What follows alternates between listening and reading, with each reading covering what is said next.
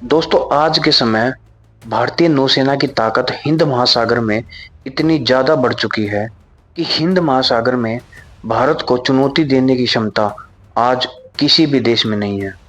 यहाँ तक कि भारत के पड़ोसी देश चीन में भी नहीं। लेकिन कुछ सालों पहले हालात बिल्कुल इसके विपरीत थे।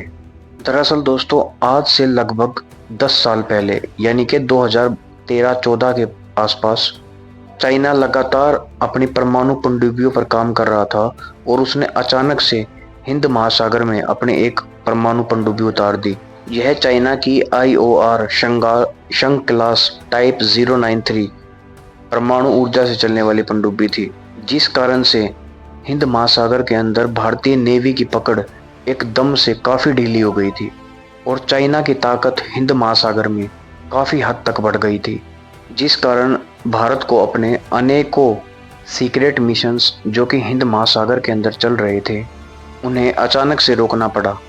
इंडियन नेवी ने जल्द से जल्द इस मामले से जुड़ी हुई रिपोर्ट भारतीय सरकार को जमा करवा दी। इसी दौरान 2015 में भारत में नरेंद्र मोदी सरकार आती है, जिसके चलते भारत सरकार ने सुरक्षा मामलों की कैबिनेट समिति यानी कि CCS के माध्यम से एक ऐतिहासिक निर्णय लिया, जिसके तहत 6 परमाणु ऊर्जा चलित हमलावर पनडुब्बी SSN के निर्माण को मंजूरी दी गई, जिसे अब प्रोजेक्ट 77 के रूप में जाना जाता है।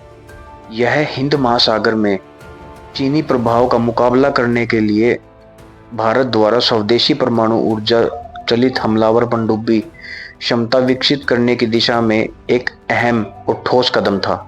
इसी कारण से भारत को जल्द से जल्द अपनी पहली परमाणु पनडुब्बी मिली और आज 2024 के अंदर हालात ऐसे हैं कि भारत के पास अगले साल यानी कि 2025 तक अपनी 4 परमाणु पनडुब्बी भारत को मिल जाएंगी।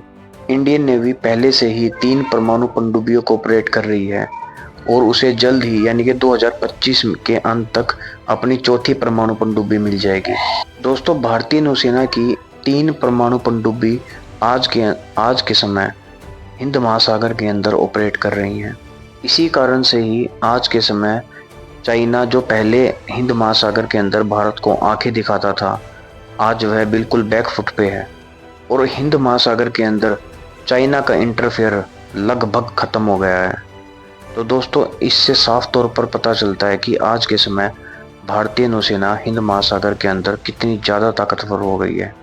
दोस्तों प्रोजेक्ट 77 के अंदर भारत को जो 6 परमाणु पनडुब्बियां मिलनी थी उसमें 3 तो ऑलरेडी भारत को मिल चुकी हैं, यानी कि इंडियन नेवी में कमीशन हो चुकी हैं और बची हुई 3 परमाणु पनडुब्बियां जल्द से जल्द भारतीय नौसेना में शामिल हो जाएंगी।